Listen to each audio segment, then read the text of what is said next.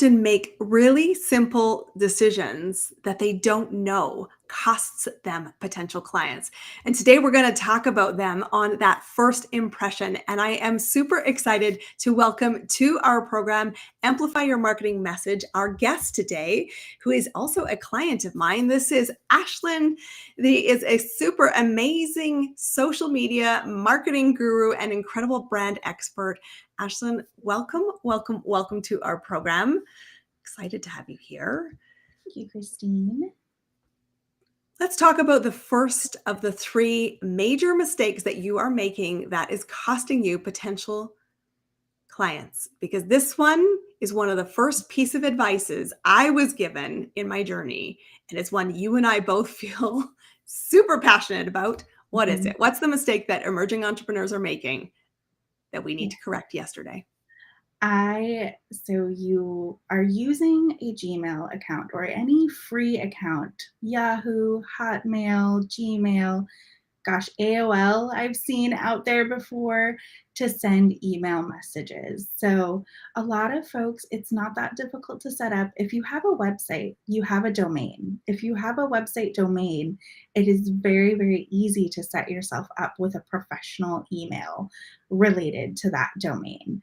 Another trick that I tell folks too is if you're trying to make yourself look bigger than just a one-person shop, you can set up email aliases for yourself as well. So if you want a billing @ or a hello @, they can all go into your main mailbox. But I get reached out to all the time in my email by sales folks that are using a Gmail address. So I'm like, I don't think you're actually related to the company at all that you say that you're working for.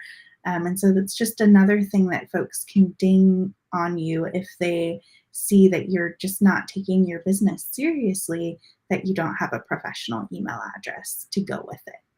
I so agree with this. And it was someone who I'd met networking, and I had talked about my business. And they said, so if you're a serious business owner, why do you have a Gmail account? And it lingered with me. And I know that this is one of the things I've referred clients to you to go help with, because the first thing we're asking ourselves, excuse me, is, are you legitimate? Are you going to be here 6 months from now? And I loved that tip that you just suggested. Even if you're a solopreneur and a one-person business, having different ways to filter your email will not only make your day-to-day productivity more effective, it can give the illusion that, yes, we have our stuff together. And that first impression is an important one. And it is not a big expense. And if you're not prepared to at least invest in a domain, I will tell you, you are going to be in trouble as a business owner. So I love that. That's tip number one. Tip number two, let's talk about this whole idea of I need to be visible. But social media, do I have to? Let's talk about that. The short answer is yes. You don't need to be visible in all the places. So, choose your social media path of, whichever one, or have a website, but you have to have some place out there, an online presence that people can find you. The one caveat I will put to this is, like, if you have a brick and mortar and, if you want to pound pavement and do all the things to be known as a brick and mortar store, you could get away with having an online presence. But if you are planning to grow and scale, it's very, very important to have a digital or online presence somewhere that you can be getting in front of your customers consistently, somewhere where they can come back and find you. The pandemic has taught us we all like to hang out online. We don't do many things in person anymore like we used to. So getting an online presence and having visibility there is super, super important, whether that's on, your website, whether it's on LinkedIn or Facebook or Instagram. And also make sure you're hanging out where your customers and clients are. So, I work with nonprofits and they're like, oh, do we need to be on TikTok? And I was like, well, if Gen Z is your audience, then yes. So, you could really enjoy doing TikTok videos, but you also need to be where your customers and clients are making decision points about whether or not to, purchase for your business as well. Oh, there was a really good nugget in there that I'm so glad you said, but more than anything else. First off, you have to be visible. This is a non-negotiable, for Mhm. we talk about, in my business, this business skill accelerator system and the foundations that we need. Visibility is a non-negotiable. And I tell my Mhm. clients 50% when you are seeing consistent client growth is still your focus around it. And 70% if you are just starting out and you are seeking to scale your clients. It doesn't matter per se what platform you're on, as long as you are where your audience is going to make decision points. And so this is a really important one because as a person creating an expert status in the marketplace, it is about not just being liked. So feel free to dance and be liked. But the more important thing is, are you credible as a must hire? And Mhm. it can be about choosing the platform you're on. I love the first thing you said, which is the website, because every business should have a minimum website visual presence. Why? Because it's the ecosystem that you want to drive people to. It's also the place you pay for. You paid for that domain. It means you control the agenda on it. When you are in social media platforms, you rent space. And I'm sure, Ashlan, you've had experiences where clients have come to you saying, oh my God, what happened to my business? I've lost my accounts. When something like that happens, what do you do to shore up? Let's get you back visible when you may have just been cut off at the knees, because trust me, it's not happened to you. Mhm. We both know it's happened to people we know. How do you help them through something like that? You have to have all of the different pieces of the puzzle. So, when I work with clients, I usually start them with the website. That's, the easiest place to start. It doesn't need to be fancy. You can have a single scroll brochure website. You don't need all the pages, and you can always build and iterate on it. But, have an email system, have a way that you can get in touch with your customers and clients. We were actually just talking about having documentation, like if I were to get sick tomorrow, does the person I need to reach out to clients, like know their email addresses, have their phone numbers, are they able to contact them? I will also share another little nugget. Cookies and different ways to track people across the internet are maybe going to go away next year. It was supposed to happen this year. They moved it to 2024. Who knows if we'll stick to that date?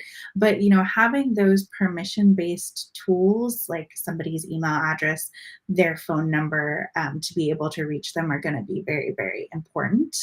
Um, to be able to do that outreach. And again, for social media, like I remember is maybe a year or two ago. I don't know when it was, but Facebook and Instagram went down for a significant amount of time. And I heard people who are like, oh my gosh, I don't have a website. Like, this is primarily where I sell through or where I get clients through. So it's like there are those important places that you need to have set up, those systems and foundations in place for your business, that if, tomorrow, like there was that app Vine that, was very similar to TikTok that went away, So if you are just kind of hanging all of your business or putting all your eggs in one basket, it may be really difficult to continue to run. And that's why with a lot of my clients, I make sure that we kind of have all the touch points in their digital marketing strategy and understand how all of those pieces work together in concert to make sure you have a full offering, to your clients and customers that makes sense, for them along their, what I will call, the buyer's journey. So, you have to build that audience first. And, what you have to do first is understand who they are, what they care about, what messages land, with them, and then start to spend time making sure at all those different touch points you have information available to them to move them along the decision points of that journey. Some folks take 2 months to make a decision. Some people might be hanging out and watching you for 6 months or a year, but you want to make sure that you are consistently delivering messages that will land with them to move them into, hey, I'm ready right now to purchase this, to buy from you, and make sure your purchase process is not difficult, whether it's running the checkout through your website, if you're selling products, or if you're a service provider, having forms and information on your website so that they can get started with you. Having all of that tested and ready to go is very, very important, and something that I work with folks on as well. Right. This is it. This is the first impression. It's got to be legitimate. You've got to look at the professionalism you are putting out into the marketplace. And that professionalism is different regardless of platforms. I love the fail safe recommendation you're making here, which is you've got to have your website. But remember, your website does nothing if you do not drive your audience to it. So you do have to have a strategy around that. Having a congruent one is imperative because you don't know where the clients are going to go through. You have some anticipated expectations, but they'll find content all over the place. And even if you don't have all the elements together, what I'm hearing from you is start somewhere. Get the email as a non-negotiable, get at least a starting page, and you can build from it. Every business evolves. And I know with the work that you and I are doing together, it is about evolving the story and being intentional with the choices of who are we serving? And as it changes, making sure it's current. So I want to talk about the third idea, which is, how do you actually ensure that the right people are finding you? Like, what's this whole idea of finding this target market? Because it sounds really easy. We hear it all over the place. And yet the truth is, if you're not seeing the revenue you want, chances are you have a problem with your target audience or something is off. Let's talk about what that and how you see it, because not doing it well is a mistake costing you potential clients.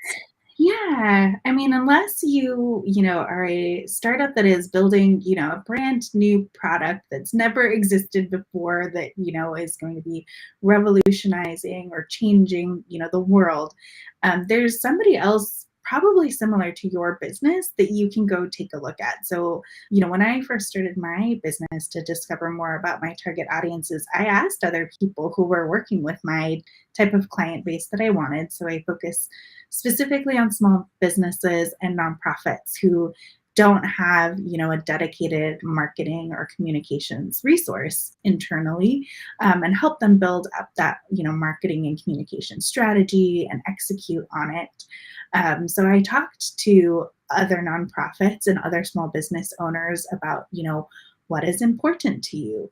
Where are the gaps in what you're doing in your marketing? And then used that information to help build, my messaging for what I offer by asking the people who I wanted to target. So, doing that market research, and it doesn't need to be really, fancy and extensive. I think a lot of people get overwhelmed by the idea of market research, or they have to hire a firm to do all of these surveys. I just asked around my network and I was like, hey, you're in the category of business I want to be working with. Can we hop on a 20-minute phone call so I can run through these questions with you, kind of get a baseline idea?